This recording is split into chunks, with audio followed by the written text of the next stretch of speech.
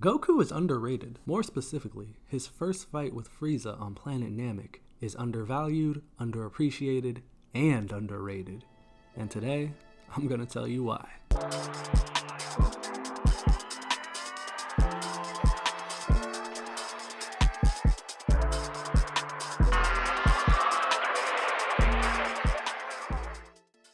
September 13th, 1996. This marks the first airing of Dragon Ball Z's Funimation dub here in America. For many of us, myself included, this was our first time being introduced to Dragon Ball. I was lucky enough to have all these episodes on DVDs, so I would watch them for countless nights, pause them, do my own drawings of the characters, and I have plenty of fond memories with the Funimation dub. Just like how I'm sure plenty of you guys have your own fond memories with this dub. But I have some bad news. They kinda suck. Calm down, calm down. I know, I just put a dagger to the childhood there, but bear with me for a second so I can explain. Back in the late 1900s, anime was not a norm in the West. It was very much a niche form of entertainment that wasn't really discussed out in public and wasn't spoken about with a reverence or respect. It was kind of like ASMR of today. So, Funimation, like other animation studios, when they agreed to animate Dragon Ball, decided that they were going to take a lot of liberties in order to expand it to be more digestible by the average American consumer. They fundamentally changed characters. Goku was no longer just someone who loved fighting and wanted to get stronger. He became Superman, and that's where those comparisons came from.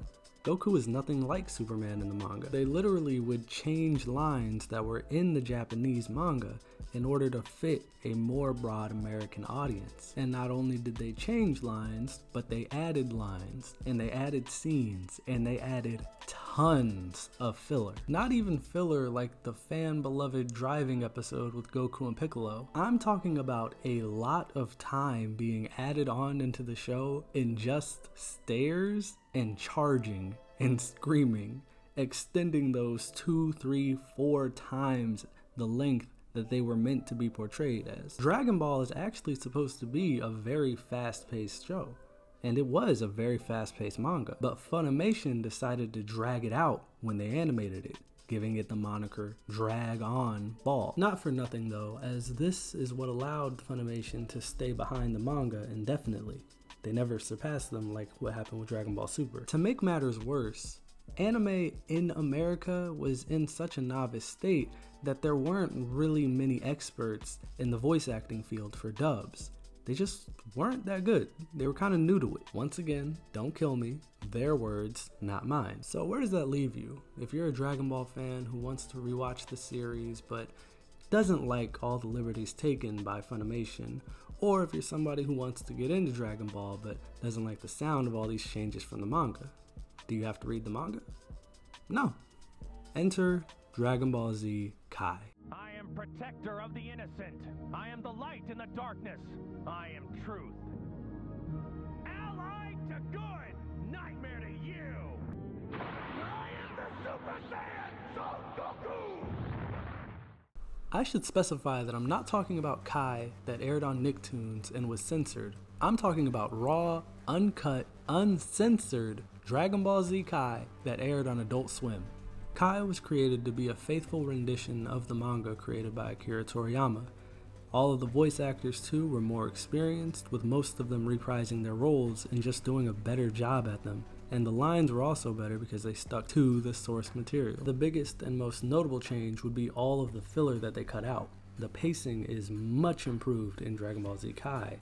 Kai literally almost gets everything done in half the time that the original Z does. Kai clocks in at 167 episodes, while Z clocks in at 291. They also do some corrections for sloppy animation that was in the original Z, as well as color correction for certain scenes. All of this explanation has been to say a lot of us watched a watered down Dragon Ball Z, or a Dragon Ball Z that wasn't Akira Toriyama's original vision and was drawn out to become much longer than what it was supposed to be. This underrates Dragon Ball as a whole, but also underrates one of Dragon Ball's greatest fights, Goku versus Frieza.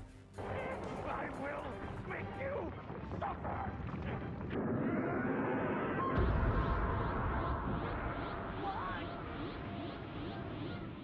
Let's set the stage here.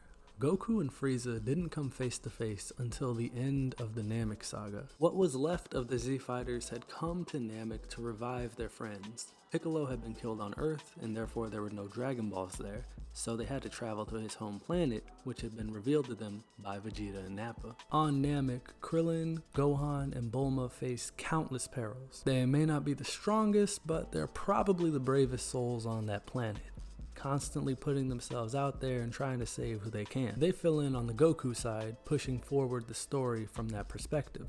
They're not strong enough to inch us more towards Frieza's soldiers though. That has to be achieved by somebody else.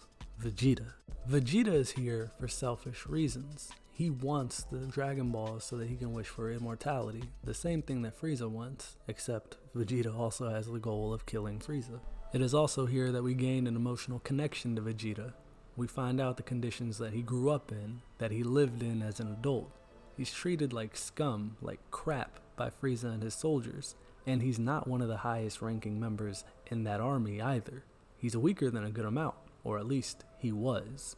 He starts his revenge tour and just goes at the Frieza force as hard as he can. Not only is Vegeta an emotional anchor in the story, but he also serves to give us all the fights and the background history on Frieza's wrongdoing and the heritage of what it means to be a Saiyan. He is essential to the emotional payoff that comes from Goku's nature versus nurture story that has been slowly brewing ever since the start of Z with the arrival of Raditz on Earth. Vegeta is the first one to tell us what a Super Saiyan is. He puts the thought in our heads and he starts the foreshadowing for that transformation later on in the fight. And on the side of the Frieza force, we have Frieza's army, his many henchmen, as well as his lackeys. Zarbon, Dodoria, the Ginyu force, they all serve as a face and an active hand for Frieza to still have an impact on the story without ever really showing Frieza or his capabilities, only showing people being terrified of his power. Having all of those angles going on at the same time, with different points of view and different characters all gaining respect from us, damage from battles, and pushing the story forward, it starts building up and leading to a crescendo that we know is coming. When Goku touches down on Namek, it becomes clear that Vegeta is not his equal. Whereas before we may have thought that Vegeta was a good gauge, Goku is light years ahead of Vegeta when he touches down on Namek. And the fact that everybody, including Ginyu, is still so afraid of Frieza shows that none of them can touch him either. It just builds up that we have these two giants, one on each side, and we don't have anyone who's powerful enough to actually gauge them or be used as a meter stick. When Frieza finally gets in a battle, it's while Goku's injured and in a battle tank, and we see the fighters that we've gained so much respect for, that have pushed this story along, that we've connected to because we've spent time and energy with these characters. We see them get torn apart by Frieza. We see why everybody was afraid of him, because he's something to be afraid of. The fear is easier to set into as well because at this point there are no Dragon Balls. Earth's Dragon Balls are destroyed. Namek's Dragon Balls are destroyed. You have a bunch of people that cannot hang with Frieza, only living and being tormented by him because Frieza would rather torture these people than kill them. Should that preference no longer be the case, as far as we know as the audience, that is the last we'll see of these characters. I want to point out that this tension is hard to replicate in Dragon Ball Super because they've introduced characters like Beerus and Whis and the King of All, and yes, they put them in there to introduce a cap, but that also removes tension because we know that there are more powerful beings that like our characters, and Whis has even been shown to have the ability to reverse time. Makes it hard to get this level of tension. Back to Z though. Not only do we have that tension from the characters not having their Dragon Balls, but Vegeta has been trying his absolute hardest to prepare himself for Frieza this entire saga, doing whatever he can to get the Dragon Balls, and when that didn't work, he ran at him with everything he had, and then had Krillin blast a hole in his chest, just in hopes that his Zenkai boost would be enough for him to challenge Frieza. And when that doesn't work, it is disheartening. For everything bad that Vegeta did, we have still spent a copious amount of time with him in this saga. he still is the reason why Gohan and Krillin were alive and lasted so long. And he's the reason that our characters have a chance of coming back from the death, because he kept those Dragon Balls away from Frieza. So to see somebody that we've gained so much respect for and put him on a bit of a pedestal, and him being our last hope at this point in time, it just hurt to see him get beaten in the way that he was.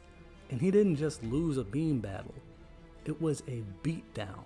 The most prideful man in the series, and the biggest challenge that our Z Fighters had faced so far, was reduced to tears.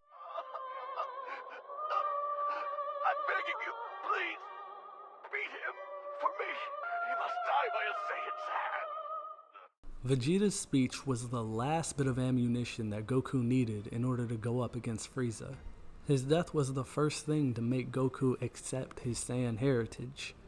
From all the way back at the start of Z, when Raditz told him that he was a Saiyan and he rejected it, till now is the first time that Goku can proudly say that he is a Saiyan.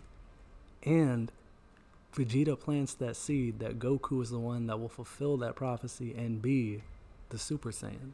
So when Goku goes up against Frieza, he's going up against him with all of the emotions from our fallen Z Fighters, from Vegeta and his tortured past, from all the people that Frieza had trampled over. There is emotion in this fight because it was worked up to, and I cannot stress this enough. This is something that Dragon Ball Super struggles with. You have to put these things on screen. You have to earn these moments. Not to say that they never did, but a lot of times they try to rely on the work that Z put in to have a payoff. And there is no payoff without a proper buildup. And what do we have in the Namek Saga? A proper buildup. In the Funimation dub, this fight lasted for 22 episodes with Goku. They were fighting Frieza for 30 episodes total. In Dragon Ball Z Kai, Goku vs. Frieza lasts for 12. All of those memorable spots hit back to back to back. From the blow for blow exchange where they appear to be evenly matched at the start, to Goku pulling out that trick he used with the fake Kamehamehas, to the ×20 Kaioken, to the Spirit Bomb, to that final moment when Krillin gets blown up and Goku finally turns and yells out,